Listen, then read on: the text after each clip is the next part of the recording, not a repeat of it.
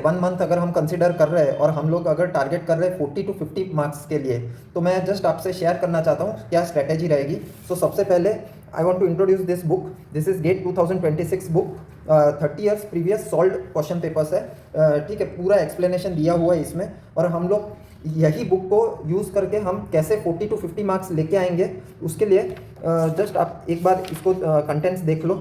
ये कंटेंट्स यहाँ पे आपको दिखेगा कि बहुत सारे सब्जेक्ट्स दिए हुए हैं, बट आपको सारे के सारे सब्जेक्ट्स नहीं करने, ठीक है। I will tell you what you have, how you have to use this book. See this are the expected marks from most important subject, ठीक है। आपको सिर्फ ये बुक में से 5 सब्जेक्ट्स करने हैं: solid mechanics, Jio technical engineering, FM, environmental engineering and geomatics, that is serving, ठीक है। सो मैंने लास्ट 10 साल के जो मार्क्स देखे हैं, तो यहाँ से मैं प्रेडिक्ट कर पा रहा हूँ कि solid mechanics strength of material 4 mark का आ सकता है, जियो टेक्निकल इंजीनियरिंग मिनिमम 10 मार्क का आएगा इस बार, फ्लूइड मैकेनिक्स 8 मार्क्स का एक्सपेक्टेड है, एनवायरमेंटल इंजीनियरिंग में से 10 मार्क्स का एक्सपेक्टेड है, एंड सर्वेइंग में से 5 मार्क्स का एक्सपेक्टेड है। टोटल 37 मार्क्स का हम लोग प्रेडिक्ट कर सकते हैं सिर्फ 5 सब्जेक्ट पढ़ के, ठीक है। तो सारे दूसरे सब्जेक्ट्स पढ़ने की ज़रूरत नहीं है।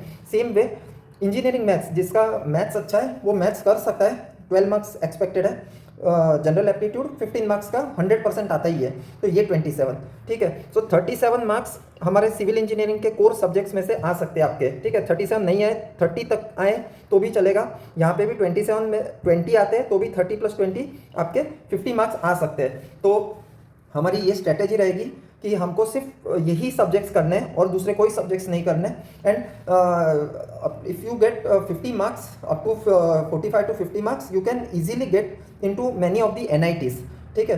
सो IITs के लिए जाना है तो ऑलमोस्ट 50 से तो ऊपर ही चाहिए, बट अगर NITs तक टारगेट है तो आराम से आप ये स्ट्रेटेजी से आप लोग ये बुक को यूज़ करके आप एग्ज़ाम निकाल सकते हो, क्योंकि अभी लास्ट 1 मंथ बाकी है और हमारे पास बहुत ज़्यादा टाइम नहीं है कि हम सारे सब्जेक्ट्स करें।